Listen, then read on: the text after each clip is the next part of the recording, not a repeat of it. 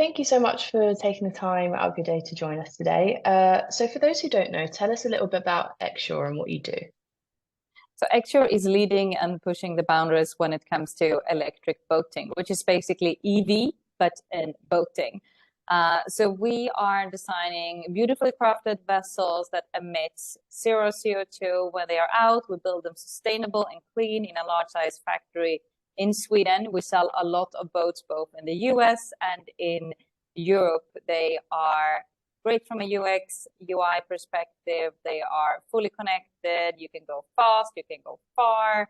From that perspective, it's an amazing experience, and we're selling them globally. Lovely. And so what makes your boat so unique? You mentioned there that they're beautifully crafted, no emissions. So what makes them different to other companies? So we have built Exshore on 3 pillars, and that includes our products as well. They need to be beautifully designed, and we win tons of design awards globally. They also need to have great technology. They are fully connected. We can reach them over the air. Amazing UX, UI, which really helps a lot with the whole experience and entailing that if you can drive a car, you can drive our boat. And then last but not least, they are sustainable. We leave no traces when we're out, not from CO2 perspective, no diesel, no fuel, no oil, nothing like that. And they're also absolutely silent, which provides both a great user experience and also you do not disrupt marine wildlife. So the combination of design, technology, and sustainable makes our craft something really unique. And on top of that, we truly believe that the only way to get people to transfer over to electric is to provide an equally good or preferably better experience at the same price. So we're very focused on providing crafts at price parity. Brilliant. And companies are taking the switch to electric vessels to try and electrify these vessels, as a lot of greenhouse gases come from, normal combustion vessels. So what would you say is the most influential factor driving the sort of the transition to electric vessels?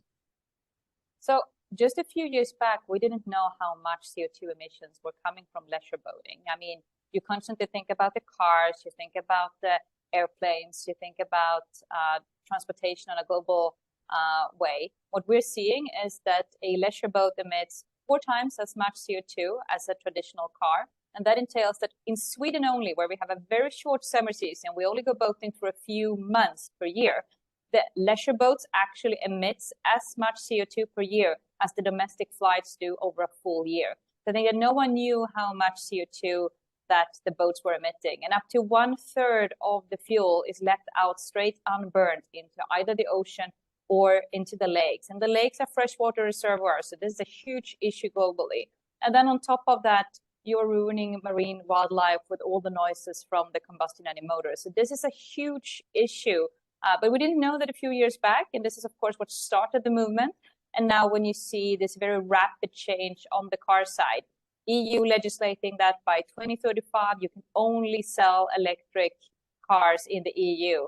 US moved up their agenda very, very quickly now with the IRA, and you're seeing that more than half of all cars sold will be electric already by 2030. We passed that more than a year ago in Sweden. Norway has even stopped selling anything that isn't electric on the car side. So this, of course, moving very quickly. And when we launched our first product at price parity, which is our second model, the Extra One, during the autumn, since then we've seen tons of traditional boat manufacturers and drivetrain manufacturers going out saying, we will also go electric now.